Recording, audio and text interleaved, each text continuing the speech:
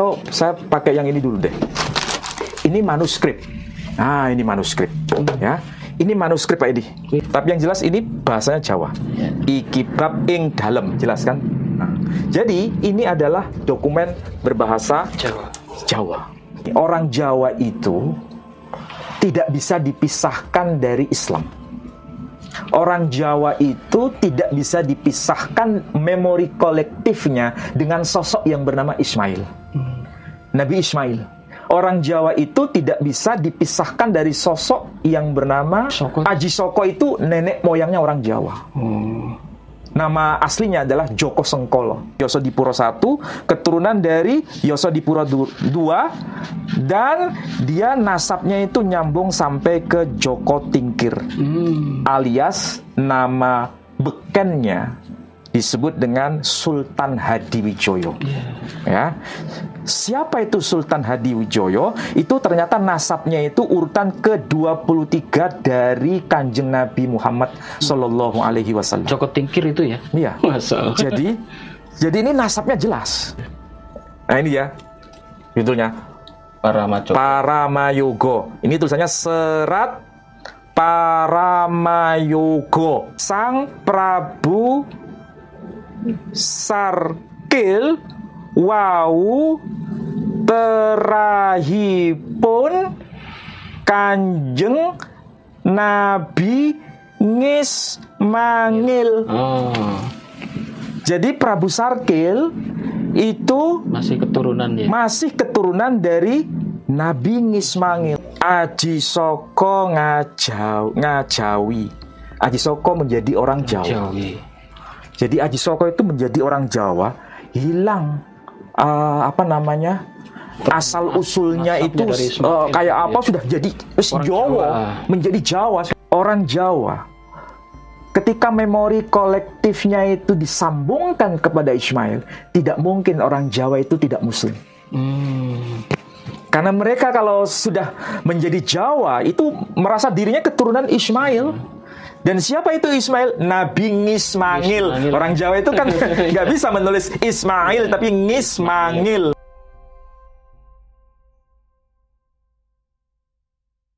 Bani Jawi itu Bani Jawi ini menarik kan? Bani Jawi itu siapa? Ya kan? Bani Jawi itu siapa? Ah, ini Bani Jawi. Nah, sebelum saya bahas itu ya, ini ada tradisi orang Jawa. Jadi Bani Jawi itu tradisi orang Jawa, atau lebih tepatnya ya orang Jawa lah, kalau bahasa awamnya begitu. Tetapi orang Jawa ini menarik, menggunakan aksara Arab tapi bahasanya Jawa. Tapi sekaligus menggunakan aksara Jawa, bahasanya juga Jawa. Ini terlepas dari kepentingan apapun ya saya. Kalau nggak, saya ini orang yang tidak mau konflik. Pak Edi kan tahu, saya lahir tanggal 1 Oktober tahun 1972. Kalau orang itu paham mengenai bulan Oktober, bintangnya, kalau menunjuk pada zodiak ya, silakan mau percaya atau tidak, itu kan menghindari konflik sebetulnya, balance ya kan, timbangan. Memang saya tidak suka dengan konflik, tapi saya mencoba untuk mendamaikan dan mempertemukan dengan sesuatu yang sama yang mana, yang tidak sama yang mana. Hanya itu saja. Bani Jawi ini maksudnya dari... Nah, Bani Jawi itu bahasa awamnya, itu orang Jawa, orang-orang keturunan Jawa. Dan mereka ini ya, sebelum saya bahas Bani Alawi ya, saya bahas Bani Jawi ini, memiliki keunikan dalam keberaksaraan, tradisi keaksaranya itu. Mengenal aksara Pegon dan mengenal aksara Carakan.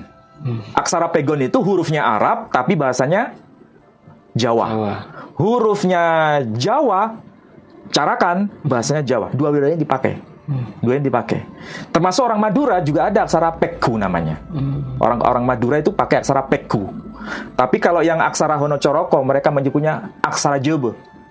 Aksara Jobo dan aksara Pekku. Nah, ini kan saya bawakan yang Madura dulu sebelum bahas yang Jawa ini ya. Ini disebut Sifaul Manan fi Tarjamah Hidayatis Sibyan. Dan ini tertulis dalam bahasa apa? Tarjamah ilal lughatil Maduriyah. Jadi diterjemahkan dalam bahasa Madura. Nah, apa itu?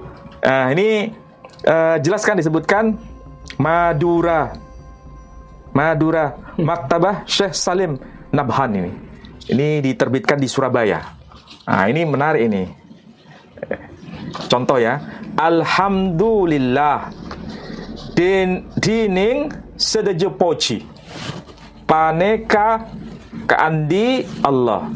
Alhamdulillah dining sedejo poci paneka andi Allah.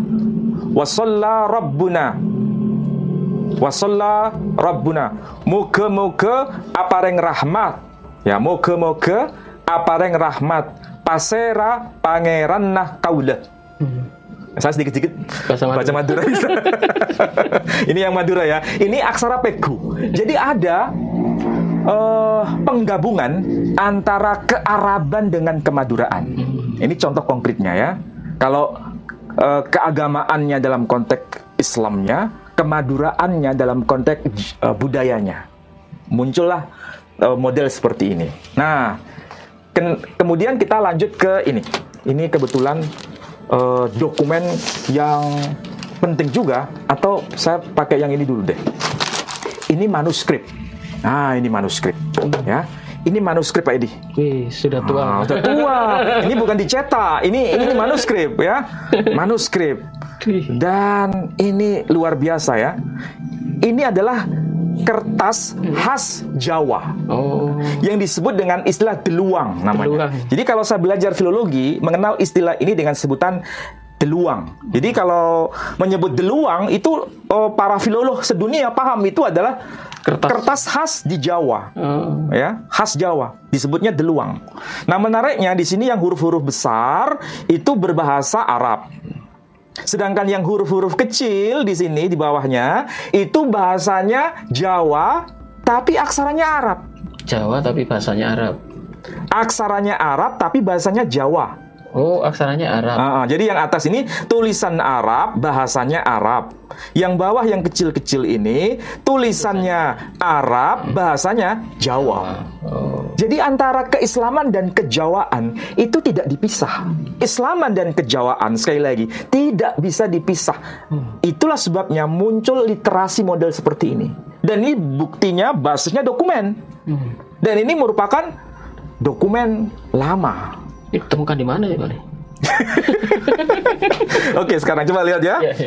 Ini saya berikan contoh. Ini baru satu. Saya di rumah masih ada sekitar 6 atau 8 manuskrip lagi. Lama, memang saya punya kewajiban sebagai seorang filolog untuk melestarikan itu.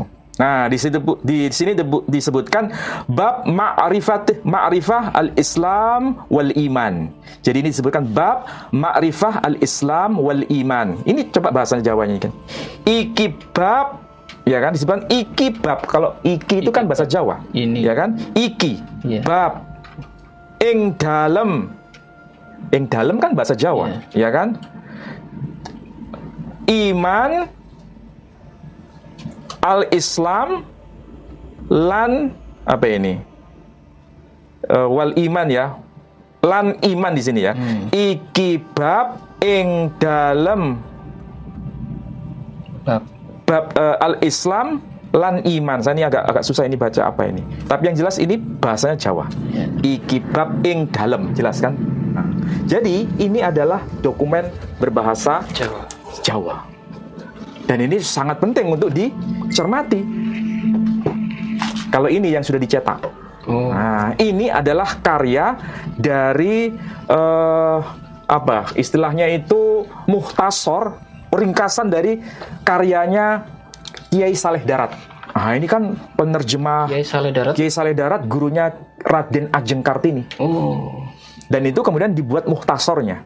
Namanya Bidayatur Rahman. Ini saya beli dari Mesir. Dan ini cetakan lama. Terbitan tahun 1935.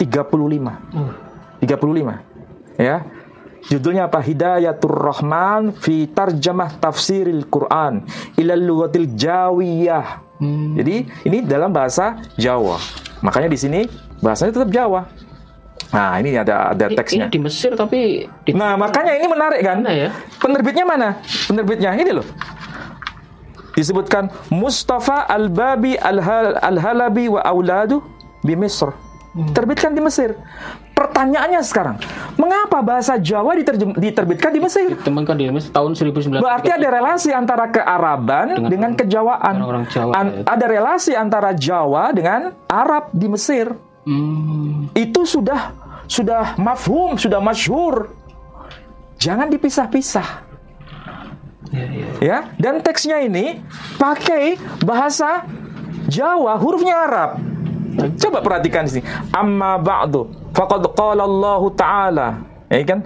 Afala yatadabbaruna al-Qur'an kitabun anzalnahu ilaika mubarakul liyatadabbaru ayatih al-ayah. Tegese anoto apa ini? Ora podo angen-angen para menungso kabeh maknane Quran. Nah, ini kan bahasa Jawa. Iya kan? Berarti ada orang Jawa di Mesir ya? Justru orang-orang Jawa dulu Iya. itu belajar agamanya itu sampai ke Mekah, Madinah. Iya. Percetakannya sampai ke Mesir. Iya. Kalau bahasa Jawa, huruf Jawa dicetak di tanah Jawa, itu ibaratnya Lumrah. biasa, gitu ya. lumrah. Biasa itu. Tapi dicetak di Mesir, itu baru di luar biasa. kebiasaan. Iya. Ini sudah terjadi dan ini dokumen lama, Pak Edi. Saya harus hati-hati kalau bawa dokumen ini. Ini penting. Artinya apa? Jangan dipisah-pisah antara kejawaan dengan keislaman. Dan ini menariknya, ini mungkin barangkali yang menjadi pusat perhatian kita. Kalau kita membahas soal Bani Jawi nih ya, Bani Jawi. Ini ada dokumen yang harus dilihat. Bani Jawi itu orang Jawa. Ringkasnya begini, orang Jawa itu tidak bisa dipisahkan dari Islam.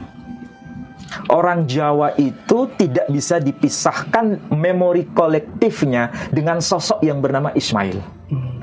Nabi Ismail. Orang Jawa itu tidak bisa dipisahkan dari sosok yang bernama Soko. Aji Soko. Itu nenek moyangnya orang Jawa. Nama aslinya adalah Joko Sengkolo. Disebut dengan nama populer Aji Soko.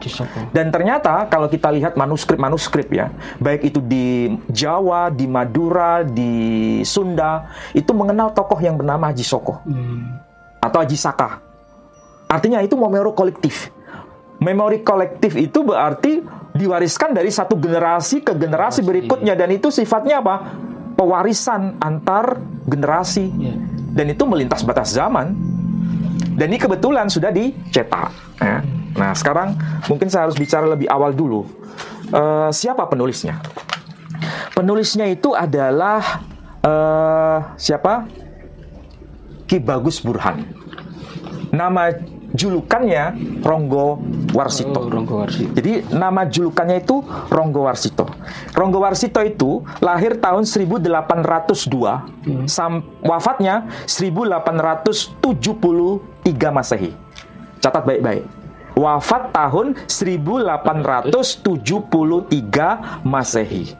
Sedangkan lembaga nasab yang terkenal di Indonesia ini, Robitoh Alawiyah, itu baru didirikan tahun 1928 Masehi. Iya. Tolong dicatat baik-baik. Robitoh Alawiyah itu baru muncul pada masa era Belanda, tepatnya pada tahun 1928 Masehi. Ronggo Warsito, penulis Serat Paramayogo, itu wafat tahun 1873 Masehi. Jauh ya. Pertanyaannya sekarang, siapa itu Ronggo Warsito? Nah, sekarang saya tunjukkan. Ronggo Warsito itu nama aslinya adalah Ki Bagus Burhan. Ini murid langsung dari Kiai Kasan Besari, pemimpin pondok pesantren Tegal Sari. Dan itu tersohor pada masa Belanda. Ya, pada masa Belanda tersohor. Ini kebanyakan para kiai itu jebolan dari sana. Dan kalau dirunut nasabnya, Ki Bagus Burhan atau Ronggo Warsito itu putra dari Yosodipuro. Yosodipuro itu juga pujangga Surakarta, sama dengan Ronggo Warsito. Pujangga Ronggowarsito ini juga keturunan dari Pujangga Yosodipuro I, keturunan dari Yosodipuro II, dan dia nasabnya itu nyambung sampai ke Joko Tingkir, alias nama bekennya disebut dengan Sultan Hadiwijoyo. Ya. Siapa itu Sultan Hadiwijoyo? Itu ternyata nasabnya itu urutan ke-23 dari Kanjeng Nabi Muhammad Sallallahu Alaihi Wasallam. Joko Tingkir itu ya? Iya. Masa. Jadi ini nasabnya jelas dan ada catatan keluarga. Tapi namanya Jawa ya? Namanya Jawa, nama Arabnya nggak muncul di sini. Joko Tingkir, namanya dikenal dengan sebutan Joko Tingkir.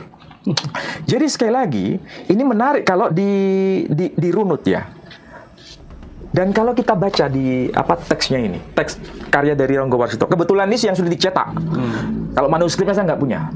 Manuskripnya itu tersimpan di perpustakaan besar, bahkan tersimpan di Leiden, di Belanda. Tetapi yang sudah dicetak, dan ini dicetak pada masa Belanda. Udah lama sekali. Oh iya. Tulisan apa? Harus hati-hati pegang ini, Pak Edi. Tulisan apa ini? Nah, ini tulisan Jawa, Pak Edi. Saya harus hati-hati. Nah, ini ya. Judulnya Paramayogo. Ini tulisannya Serat Paramayogo. Ya, judulnya. Nah, sekarang lihat di sini. Saya harus hati-hati dulu supaya nggak sobek. Aduh. Dan saya punya rencana untuk menerbitkan ulang buku Atau ini. di scan itu Pak Ari? Iya, harus di-scan. Iya. Supaya nanti kalau di-scan nggak dibolak-balik lagi kan. Iya. Kalau nggak di-scan nggak bisa.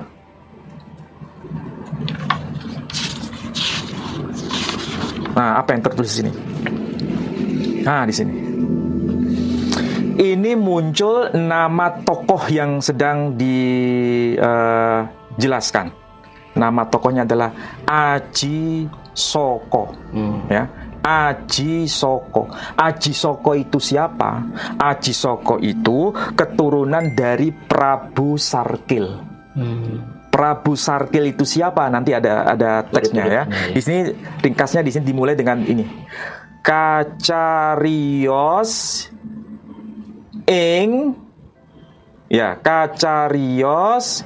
ingkang, apa maksudnya Kacarios ingkang?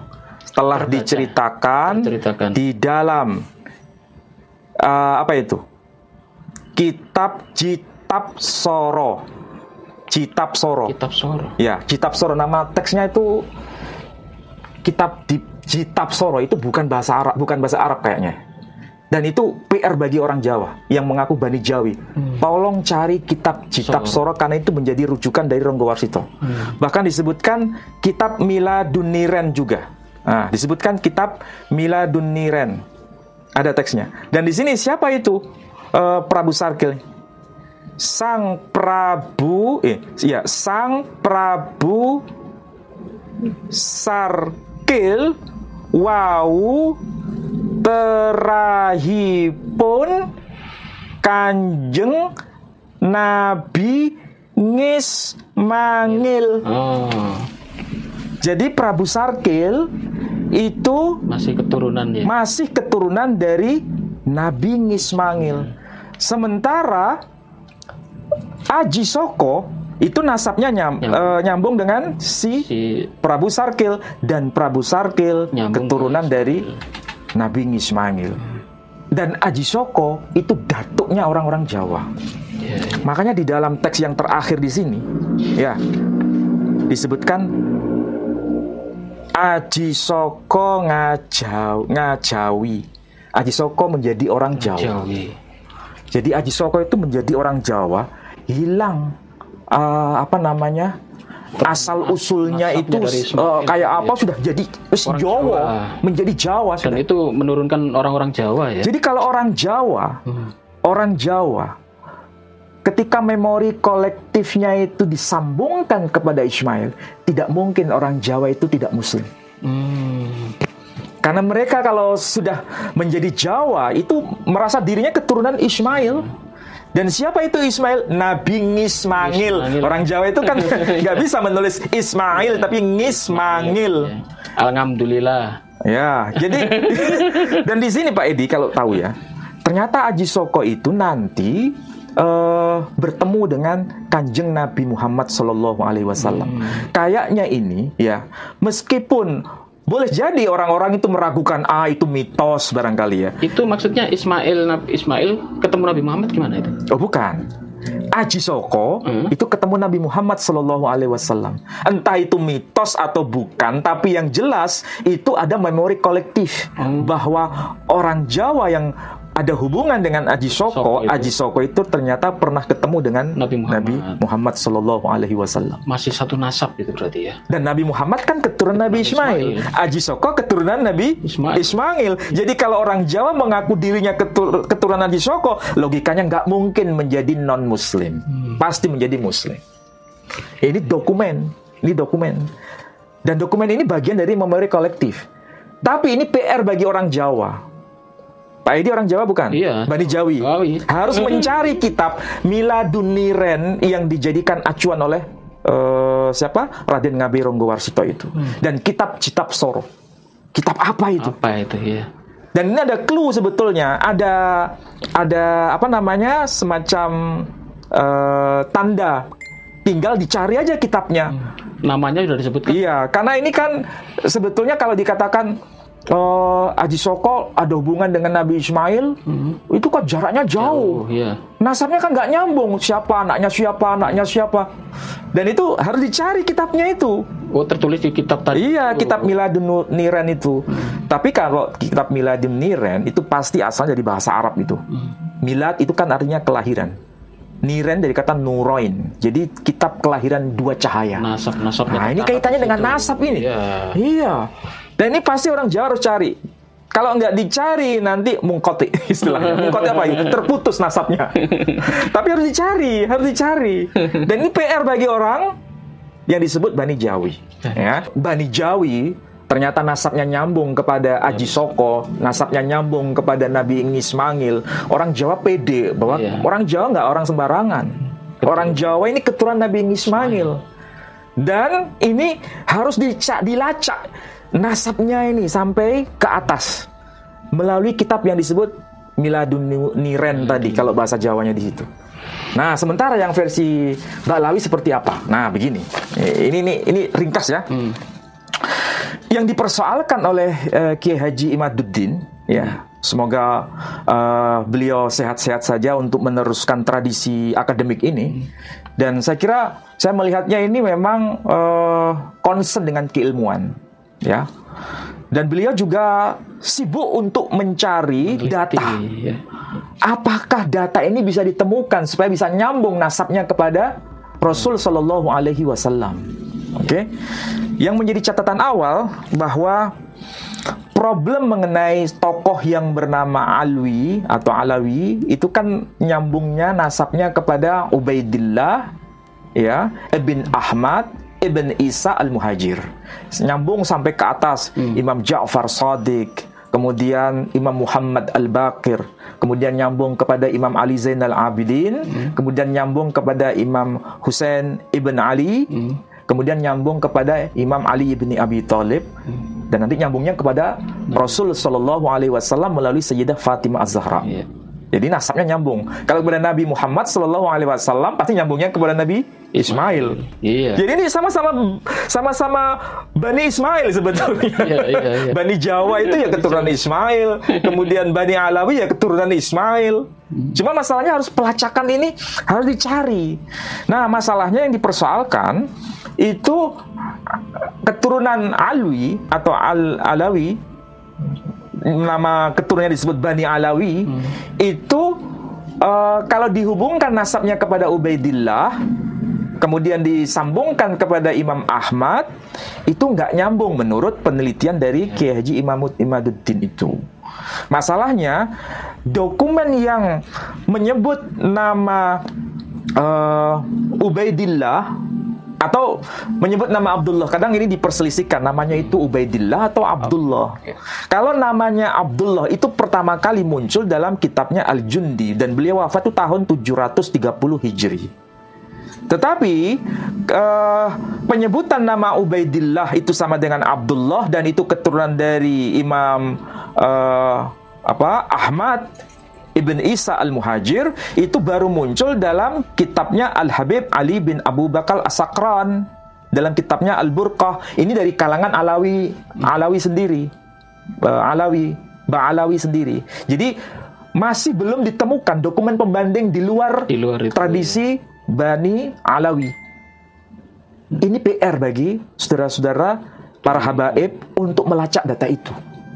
Data ini harus ditemukan. Sebagaimana orang Jawa tadi, cari itu data yang disebut kitab Miladun Nurain. Sama-sama ya. Sama harus mencari. Harus mencari. Yeah. Karena terjadi kekosongan informasi itu hampir selama 550 tahun. Padahal Imam Ibnu Hajar Al-Haytami itu menyebutkan memang tokoh yang bernama Alwi Ibn Ubaidillah anaknya Imam Ahmad itu tertulis dalam kitabnya Ibnu Hajar Al-Haytami, wafat tahun 974 Hijri. Ini kan abad 10, ya kan? Juga tertulis dalam kitabnya Sayyid Muhammad Ibn Husain Al-Samarkandi dalam kitabnya Tuhfah. Nah, kitab Tuhfah itu tertulis di sini dalam kitab Paramayoga. Ada disebutkan. Dan beliau wafat tahun 996 Hijri. Tapi ini kan dokumen abad ke-10. Lalu bagaimana dokumen abad ke-9? Abad ke-8? Abad ke-8 memang ada disebutkan dalam kitabnya Al-Burqah itu tahun 895 Hijri. Ini kan masuk abad ke-9.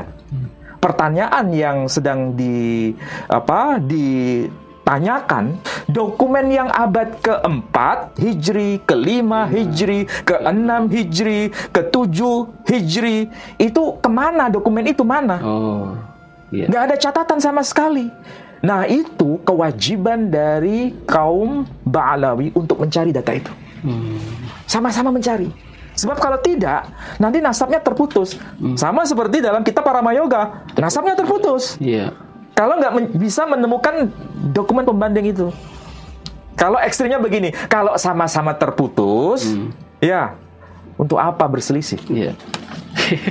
Justru kalau bisa bekerja sama mencari data bareng, bersama-sama mencari data. Data itu pasti penting. Cuma masalahnya, sudahkah kita ini bekerja keras untuk mencari data sebagai seorang akademisi? Bukan menebarkan kebencian, bukan menebarkan perselisihan, bukan membuat umat semakin gaduh. Atau rame juga ya.